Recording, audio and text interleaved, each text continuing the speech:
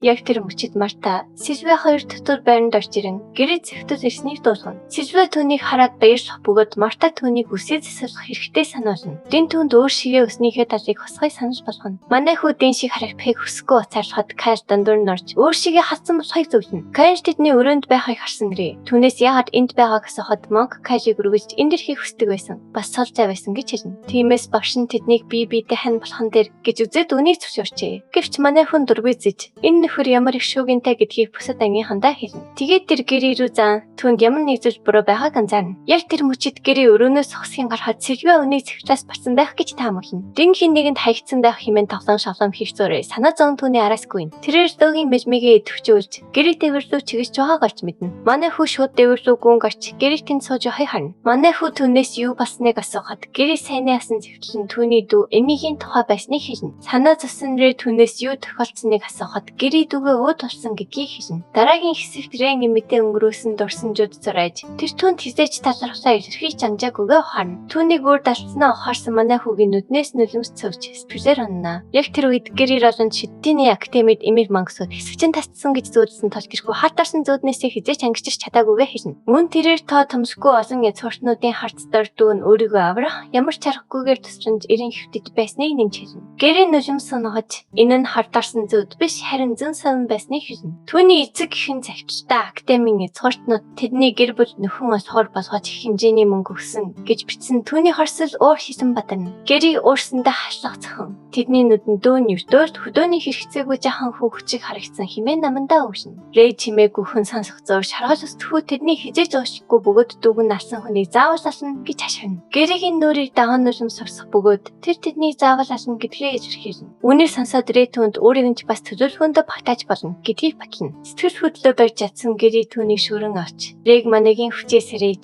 аратан дуудан хас ашиглаж чаддгийг мэдэж байгаагаа хэлнэ. Тэр хүүрэг өөрийн шидэ удирдагчдад үзүүлвэж тэд түүнийг шиддэний академи руу шилжүүлнэ гэж хэлнэ. Гэвч Рэй дөрвөөцөж өөрийнх нь чадвар ердийн зүйл гэдгийг тайлбарсна. Тиймээс хэрв тэр удирдагчдад өөрийн хүчийг хэлбэл тэд түүнийг зөвхөн хараандаа байлгах болно. Манай хүү түүний мөрийг алхатан түүнийг ганцаараа нөрхөд явахыг хүсэхгүй байгааг хэлнэ. Тэгээд тэр авнаас хамтдаа явах арга замыг олохоор төлөвлөнө. Гэвч тэд академиг орхиж болохгүй. Тэр ч байтугай төгссөнийхөө дараа 2 жил сайн дурын ажил хийх ёстой тул гэрээ үнийг бараг боломжгүй гэж үзнэ. Яг тэр үед Рэй академийн тэмцээн удахгүй босох гэж байгааг хэрвээ тэдний байруудад орч чадвал жижигхэн талааны тэмцээнд академиа төлөөлөх боломжтой болно гэдгийг хэлнэ. Ингэснээр тэд Роландын хүмүүстэй уулзах боломжтой болох бөгөөд гэрээ түүнтэй зөрүүлэн зөвшөөрнө. Дараагийн хэсэгт 3 дугаар курсын дотор байранд шаргалж харрын бүсэд өрөөнийхөө хүүхдүүдийн талаар асууж байгаа нь гарна. Дотор байранд ганцаараа сууж исэн залуу тэдний бүгд академийн тэмцээнд бэлдэж байгааг дуулгана. Тэр үлэрсэн нэрчээ гэж бодсон Хари ямар нэг гордлого тавих хүн байгаа эсхийг асуухад нөгөө залуу үгүйгээ 52 дугаар курсынхын дунд сонирхолтой шин цэргүүд байгаа гэж найдаж байгаа хэлнэ. Дараагийн хэсэгт тэмцээний бэлтгэл гарах бөгөөд Кайл сүлийн үед шаргуу бэлдэж буй гэрээ рүү харна. Санаа зовсон Монкрэгээс түнд ямар нэг зүйл тохиолдсон уу гэж асуухад манай хүү түүнийг одоохондоо зүгээр орхихыг зөвлөнө. Нөгөө тал бүх хүчээ дайцалж буй гэрээ өөрийгөө дэндүү солдорой гэж бодон сэлмээ газарч чиднэ. Энэ хооронд багш гээ тэдний ард гарч ирнэ. Тэдэнд өх сайн зүйл байгаа тул өөрийг нь таахыг тушаана. Багш тэднийг засуулахаар авчирсан тоног төхөөрөмжүүдийг харуулахаар авч явж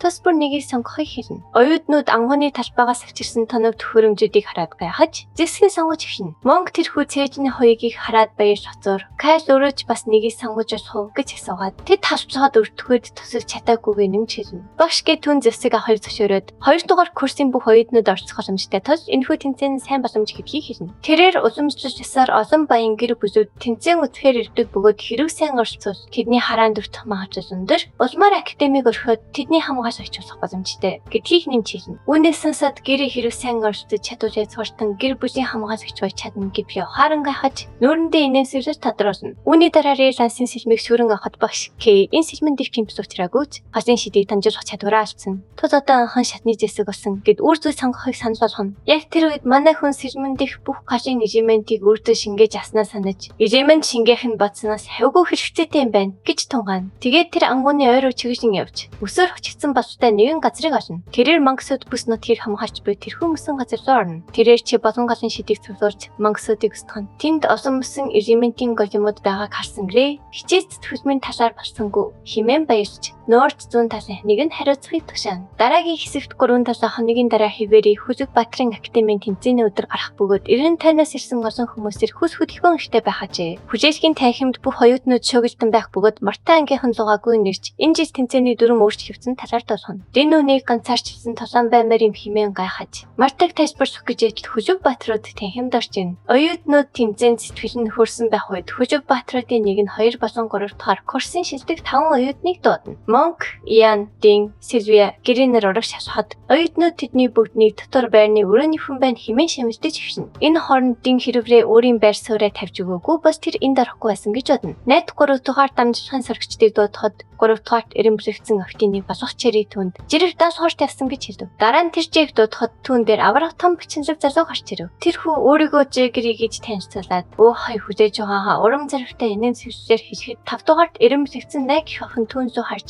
түүнийг тэнэг гэж дуудав. Хамгийн хүчтэй Жэйгэрийг харсан сорогчид түүнийг академийн нэгдүгээр эрэмбэ болох талаа шинэлдэж түүнийг тэнцээнд орсон гэж бодоагүй. Тус хараад гайхацгаа. Нөгөө талаар Монк тэдний 3 дугаар дамжлагын хантай толдох болов гэж гэргээ санаа зовн асууж дан яж чадахгүй гэж бодон итгэж олдров. 3 болон 2 дугаар дамжлагын шилдэг 5 сөрөгч цугларахад тавсах найдварсан 10 сөрөгч урьдчилсан шатны 1-р шатанд орцгоо гэдгийг зарлав. Үүнийг сонсоод сөрөгчид чирцэн бөгөөд багийн ханан 3 дугаар дамжлагын хантай толдох үе гэж санаа зовж байсан. Кайл тэднийг өрөөнийхөө хүүхдүүдтэй толдно гэдгийг мэдэв. Үүний дараа хасах найд 1-р шат нь 3 болон 2 дугаар дамжлагын хоорондоо өрсөлдөх бааж царайж байна гэд. Тоглолт бүрээс 5 хүн дараагийн шатанд цалгарна гэж үргэлжлүүлэн зарлав. Дараа нь найд Том хүчтэй залуу шиг харагдах Яныг дуудаж түүнлүү сумаар зааж сөрөгчдөд талбайд нийлүүлсэн модон зэсгийг тус бүр ашигч болох бөгөөд 100 амны оноо өгдгийг ойлголоо. Дараа нь тэр Ян лөө модон сумаар харуулж хэрүү халдчиход өртөөс амны оноо буурна гэдгийг тайлбарлав. Найд хамгаалж яхтай чи ашиглаж бах хөшрөл амсах бөгөөд амны шугамдаг болоход сөрөгчд хасагдаж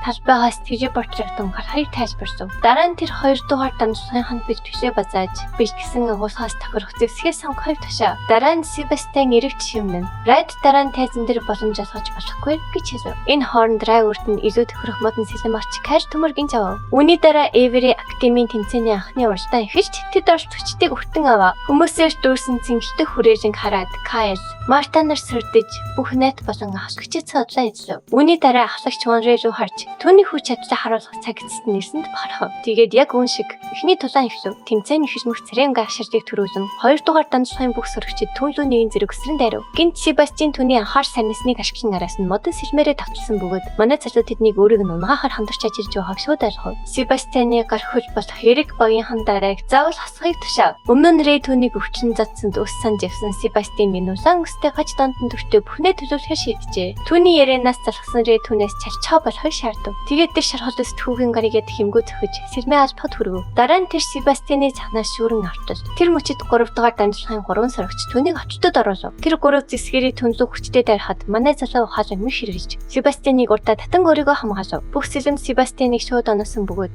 тэд санамсаргүйгээр боссоо зөксөн бололтой. Эрик сандарч боссыг нь завхлаа гэж ашигч байхад Райд баригдсан хിവэр байгаа Себастьян түүнийг яг л Монк шиг байна гэж хэлв. Эдгээр үгийг сонсоод манай залуу түүнийг сулж зөвхөн хасагдж байгаадаа тавсах хэрэгтэй гэж хэлээд шийдэж орхив. Тэгээд Райд түүнийг эзэсрүү хүчтэй өшгөлж шаргал ус залуу газар өнгөрч түнхэрч чадав. Багийн ханан нангаж хоцрох зуур шаргал ус залуу амных нь хувьдыг хувь хүртэл багсныг хараад чирдэв. Себастьян төвшээр унаж шүүгчид анхны хасагдсан орцогчийг зарлав. Уур нь хөрсөн дэлбэр тхүү Себастьяныг нь хамгийн түрүүнд хасагдахыг хараад ширээгээ уурсан цохив. Энэ хооронд Рен асар их хүч чадал бүсэд тоосгчдод айдас төрүүлж тэр одоо уран марсан тал бүгдийг нь хамтдаа халбахыг өрөв. Уурсан Эрик багийн ханлууга хитрхи их зантай байха бол гэж хашгирэн Рэй рүү халбахыг тушаав. Эрик өөрөө улаан ус төхөөдөө толдож ихшгүй байгаа тул түүний дотор айдас түүжээ. Гэсэн чирээ өөрөө түүнлөө өсөрч түүний зөвхөцөлхөр очив. Өвгтлээ айсан Эрик түүнээс хол байхыг хашгирч айсандаа уйлж бай. Манай залуу түүний гарыг мөшөхөд сэлмэн газар дунаж хөлийг нь хугалав. Рэй тавлагчдыг өгтлэн задж байгааг харсан 3 дугаар дамжлагын сорогч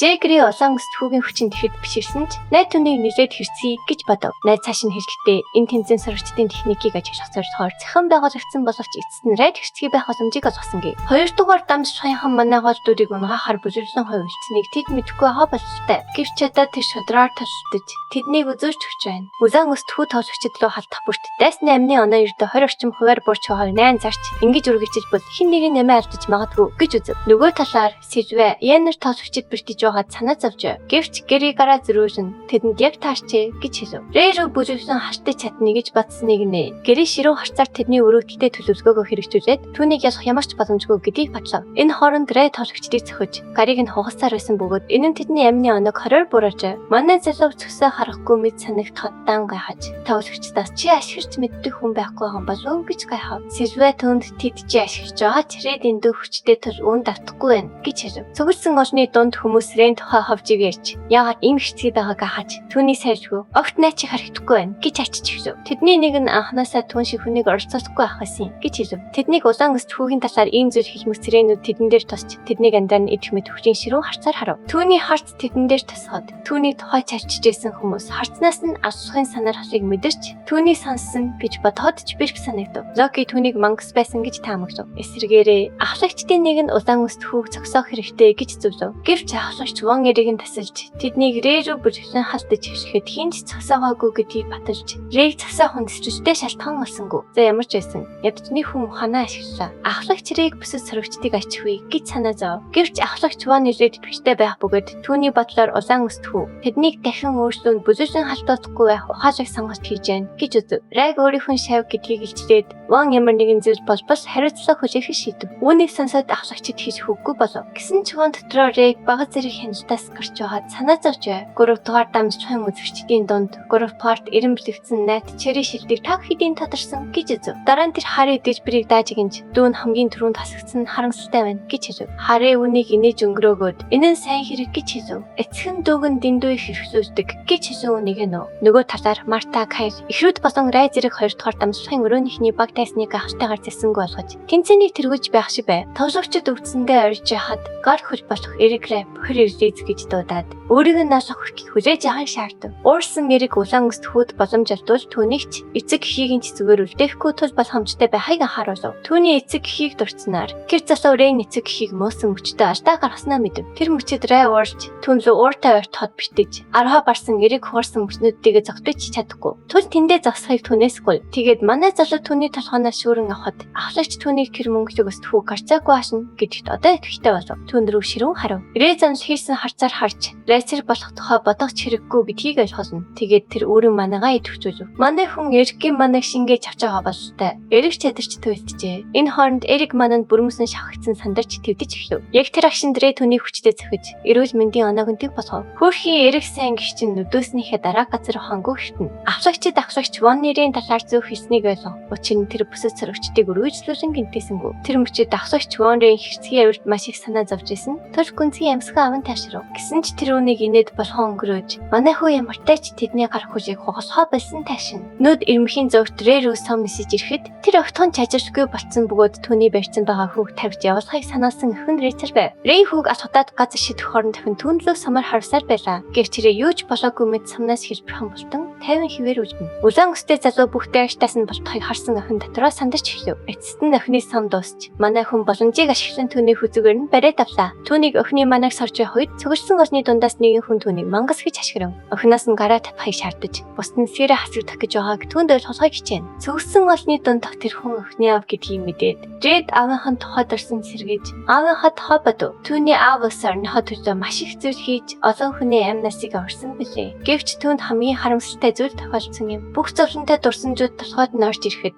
гэвс өдрийн тахал авыг нөмөрөх үед ээжээс нь өөрийг нь алаач гэж гуйж исэн царин ганц төслийг нь санаж богсхийн сэрв. Рэй уурандаа шүдээ зун охиныг усам чанга боож хөчтөс гинт хин нэг нь түүнийг гинжээр тогтов. Энэ нь Ренгарыг төмөр гинжээр орон зогсоосон Кайл байлаа. Рэй занж хийсэн харцаар Кайл Марта хоёроос яагаад өөрийг нь зогсоож байгаа гэсэн. Эрүүл мэндийн оноо нь буурч хаад Кайл сэрэг гинзэнгүү охин тол ингэж ширүүн хандах хэрэггүй гэж түнд ойлгуулахыг хичээнэ. Марта ч мөн тэр охин хинч гай болоогүй гэдгийг хэлв. Энэ хооронд хэрүүд болгослаад бажинар охиныг аврахаар Рэд итгэж байгааг сануулна. Түүзүү бүзгэж дайрахыг орцсон наснууд аш хэдий шийтгэлээ хүртсэн гэдгийг хэлв. Нөгөө их нь түүнийг сойртой байхыг хүсв. Тэгтэл манай хүн нэг алхам ухарлаа. Тэр бээр хамгийн хэцүү үед нь өрөөнийх нь түүнийг өргөж гинжиж байсан үеүүдийг санав. Тэр толгоогоо барин яагаад өргөж юм бэ гэж өрөөсөө асуув. Дотор нь маш их шаналл хоримтлагдсан тул тэр чангаар хашгирч тэд түүний талаар юу мэддэм бэ гэж асуув. Түүний хашгираа хулран үсэх үед Рэгийн уур хийхэндээ хүчлэгдэн хяналтаа алдаж хэрэг өөрийг нь цагсаахыг хүсвэл тусдахыг уриалав. Галзуурх шаснарыг Кашин төмөр гинжийг өөр рүүгээ татаж түүнийг өөртөө ойртолов. Манай хүү ирэл зэлгүүгээр Кашин гэдс рүү хүчтэй цохиж газар цаснаар түүний эрүүл мэндийн оноог асав. Ухаан алдсан Рэ Кашд хэрэг өөрийг нь ялахыг хүсвэл цэг дээр анхаарсаа төвлөрөөж сорхыг зөвлөв. Яг тэр үед Марта түүндөө цэгээр цэнэрлэгдсэн 3 сум харуулжээ. Гэвчрээ маш хэлбэрхэн болтон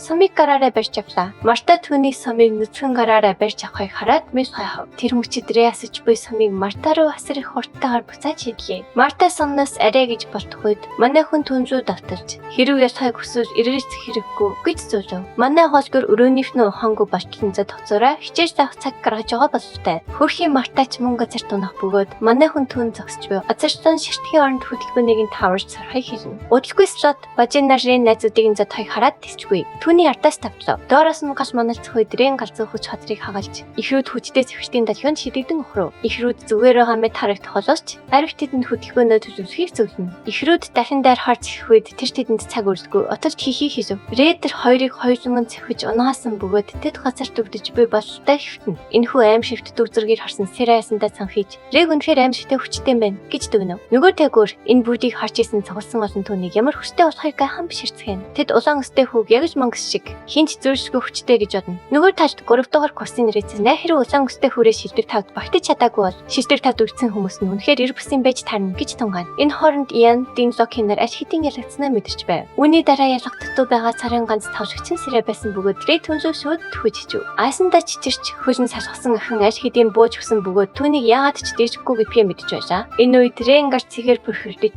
Сэрэгийн ав түүнийг охиныг наасах гэж хэмээн бодож шүүгчдийг түүнийг цасаа хаяг шаардсан хашхирна. Хүн бүрийг гайхшуулж манай хүн эцэст нь ухаан орж Сэрэгийн талхааруу зөөлөн тогшин эрүүл мэндийн оноог нь хасаад бүр уучлаж буй. Сэрэгээ хасаар талтаа горих бөгөөд түүний аав болсон цогцсон олон тэмцээн ингэж дуусч. Бүү ямар ч хар хөнөөс очруулаагүй нүдэндээ читгэж чадахгүй байлаа. Үүний дараа тэмцээний дүн гарч шалгарсан таван саргч буюу Марта, Рейслот, Бажир, Кайзнер ялгчаар тодорлоо. Түүд өдөлгийн манай хүү талбайг орхиж шүүгчд 3 дугаар курсынхний баг Хроёгийг өргөжлүүлэх тул хүн бүрийг амарч хаяг зарлав. Үдээс хойш авсагчид Рэн үзүүл бүрцэтгэл өндөр байсан бөгөөд тэдний нэг нь хэрэг тэрхүү хизээ нэгэн цагт гацаруул цагсааж чадах хүн олон олдохгүй ах гэж үзв. Гэвч авсагч Вон түүнийг өмөрөн ярьж Рэй осон хүнийг аварч чадна гэж найдаж байгаагаа илэрхийлв. Энэ үеэр Рицер гэлбэрт авсагчийн чихэн сорогчдыг шалгаж үзэхэд энэ нь манад төвдөл байсан гэдгийг шивнэн хийв. Сорогчид ойрын хугацаанд цэцэн ашиглах боломжгүй бололтой бөгөөд тэд эргэж сэргийж чадах хэрэгтэй итгэжгүй байна. Үүнийг сонсоод авсагч энэ талаар тань ярихгүй байхаар шийдэж